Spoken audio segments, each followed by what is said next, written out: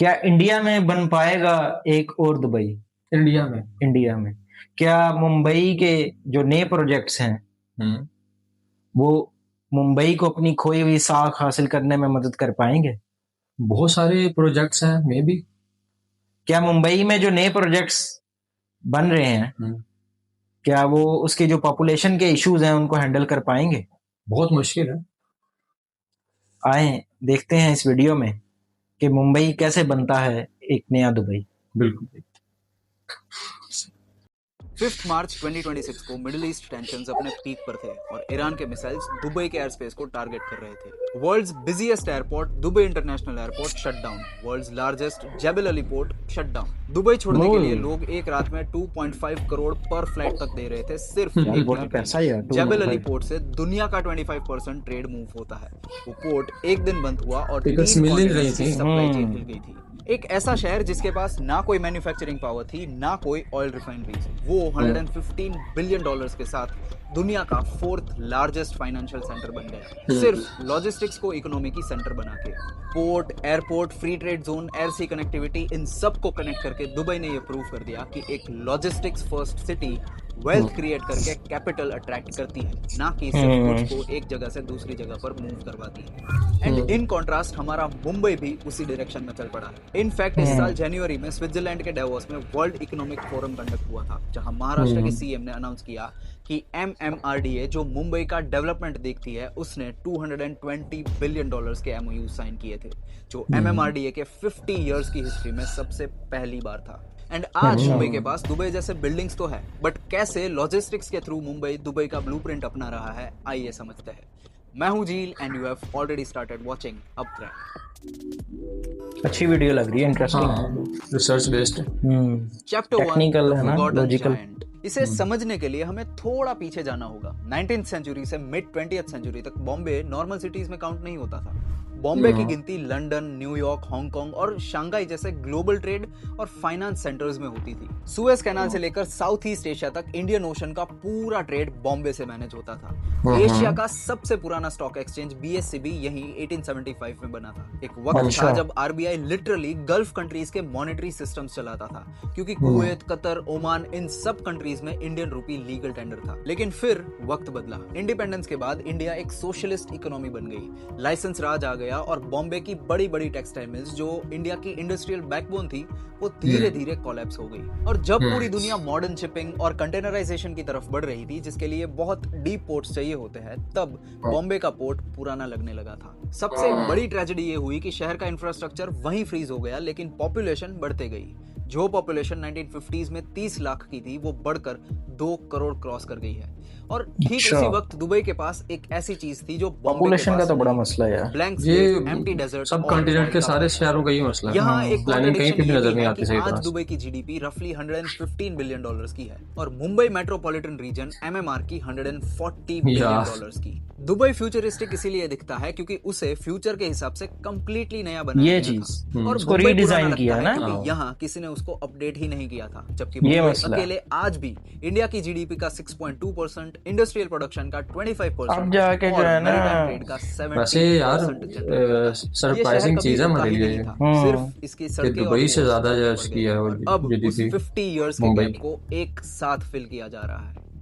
Chapter 2, मुंबई's mega makeover. किसी और city में अगर एक फ्लाईओवर भी बनता है तो वो वहां 5-6 सालों में होने वाला एक बड़ा इवेंट होता है, बट मुंबई आज इतने मेगा प्रोजेक्ट्स बना रहा है कि वो उसको एक कंप्लीट मेकओवर दे रहे हैं। सबसे पहले है 22 किलोमीटर का इंडिया का सबसे लंबा सी ब्रिज अटल सेतु, जो 17,000 करोड़ का बना है, जिसने साउथ मुंबई और नवी मुंबई के बीच के ट्रैवल टाइम को 90 मिनट्स से कम करके सिर्फ 20 मिनट्स कर दिया है। एक ब्रिज ने लिटरली एक डिवाइडेड शहर को ओशन के ऊपर से कनेक्ट कर दिया। फिर आता है कोस्टल रोड, इंडिया का पहला अंडर सी ट्विन टनल। 30 किलोमीटर का ये मोटरवे भी मरीन ड्राइव से दहीसर तक के ट्रैवल टाइम को 25 मिनट्स कर देता है।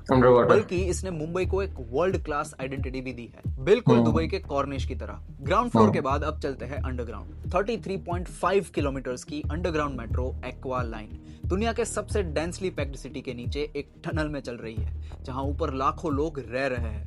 ये अपने आप में एक ऐसी इंजीनियरिंग अचीवमेंट है जिसे मोस्टली सिटीज अटेम्प्ट करने से भी डरते हैं। और इन सबको दुनिया से जोड़ने के लिए है नवी मुंबई इंटरनेशनल एयरपोर्ट भी। दिसंबर 2025 में इसकी पहली कमर्शियल फ्लाइट ऑलरेडी उड़ चुकी है। लेकिन ये कोई नॉर्मल पैसेंजर एयरपोर्ट नहीं है, इसे डे 1 से कार्गो और लॉजिस्टिक्स के लिए भी डिजाइन किया गया है। 3.25 million metric tons cargo capacity और फुल्ली ऑटोमेटेड टर्मिनल्स वाले इस एयरपोर्ट में रोबोट्स सारा कार्गो सॉर्टिंग करते हैं। सी ब्रिज, अंडर सी टनल, अंडरग्राउंड मेट्रो, नया एयरपोर्ट और इसके अलावा दुनिया का सबसे बड़ा टनल बोरिंग मशीन नायक, जो पहाड़ों के नीचे से रास्ता बना रहा है, वो भी आज काम कर रहा है और धारावी जैसी जगह को लोअर बीकेसी में ट्रांसफॉर्म कर रहा है। ये सब 10-10 सालों में नहीं, बल्कि एक ही सिटी में एक ही टाइम पे और एक साथ हो रहा है, जो एक इंडियन सिटी के लिए बहुत बड़ी अचीवमेंट है। Chapter 3, the blueprint. Now comes the important part. ये फ्लैशी ब्रिजेस और मेट्रोस आम लोगों के लिए है, लेकिन ग्लोबली बिलियनर्स इन ब्रिजेस के लिए अपना पैसा नहीं लगा रहे। वो पैसा लगा रहा है मुंबई के दुबई मॉडल पर। दुबई आखिर ग्लोबल हब कैसे बना? बुर्ज खलीफा या द पाम बनाकर नहीं। दुबई ग्लोबल पावर बना जब उसने अपने जेबल अली पोर्ट और दुबई एयरपोर्ट को ऐसे बनाया कि उनके बीच का डिस्टेंस कम हो। उन्होंने उसको ऐसे डिजाइन किया कि सी से वेसल आए, कार्गो उतारे और कुछ ही घंटों में फ्लाइट्स के थ्रू यूरोप या अमेरिका के लिए निकल जाए। इसे कहते हैं sea air transshipment model. Mumbai exactly point by point यही मॉडल रेप्लिकेट कर रहा है। इंडिया का सबसे बड़ा container port JNPT Navi Mumbai airport से सिर्फ 18 किलोमीटर दूर है।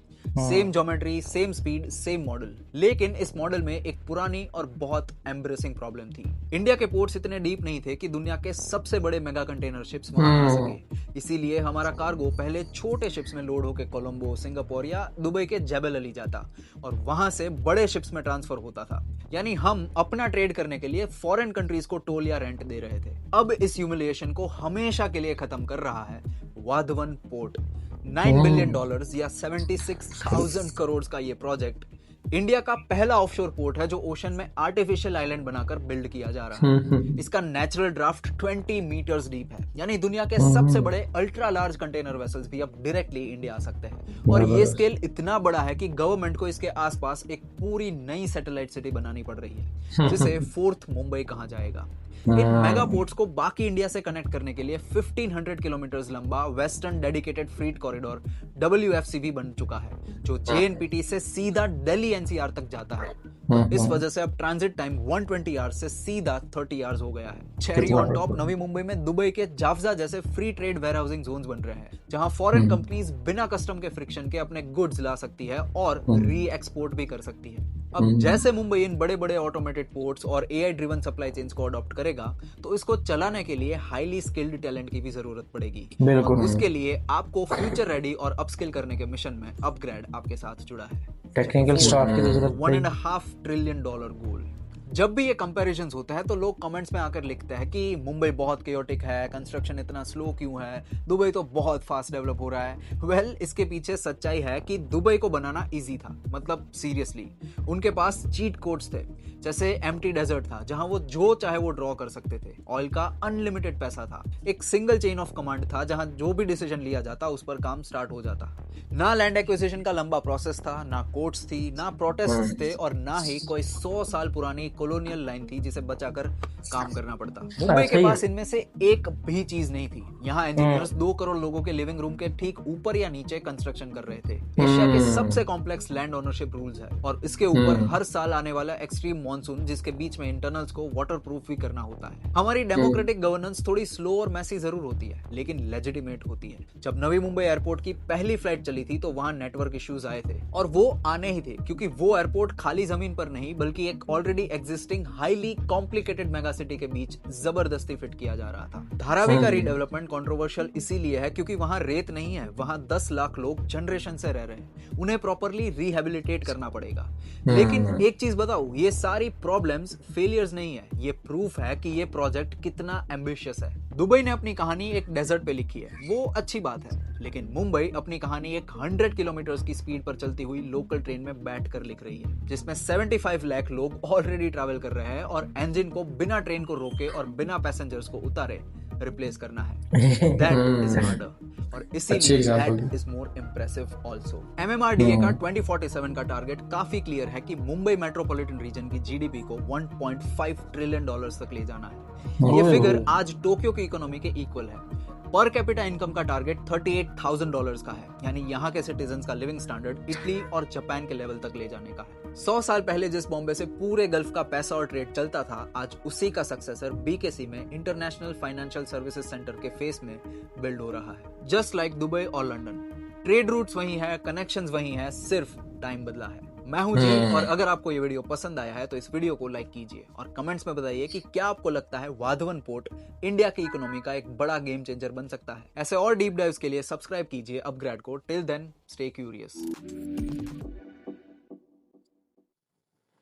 जी सलमान साहब, यार अच्छी वीडियो थी, फ्यूचरिस्टिक थी। सबसे बड़ी चीज कि ये अभी तो ये प्रोजेक्ट्स बन रहे हैं और फ्यूचर प्लानिंग के लिहाज से ठीक थी कि एक टाइम में जो है ना, ये अगर जिस तरह से बंदा प्लान करता है अगर उसी तरह से एग्जीक्यूट हो जाए, ठीक है, तो फिर वाकई मुंबई की जो है ना किस्मत बदलेगी। ठीक है, इतना बिजनेस आएगा, इतने लोग आएंगे, फॉरेन कंपनीज आएंगी और लॉजिकल और टेक्निकल चीजें भाई ने एक्सप्लेन करने की कोशिश की है काफी।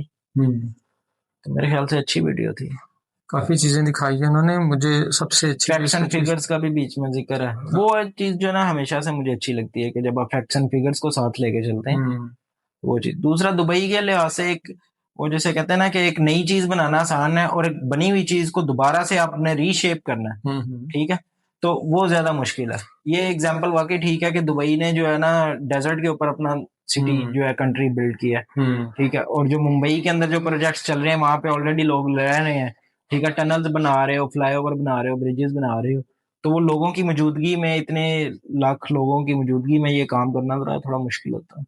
इसी तरह से ना, जैसे आप नया घर बनाते हैं तो ज्यादा इजी है, और बने हुए घर के अंदर जब चेंजिंग करते हैं बिल्कुल वो मुश्किल है, और आपने घर के अफराद को भी घर के अंदर ही रखना है। बिल्कुल बिल्कुल तो, ऐसे ही है। तो वो मुश्किल है। इसमें जो मुझे ज्यादा अच्छी चीज लगी, जो वो बना रहे हैं, पोर्ट नहीं बना रहे हैं, वो इसकी किस्मत बदलेगी।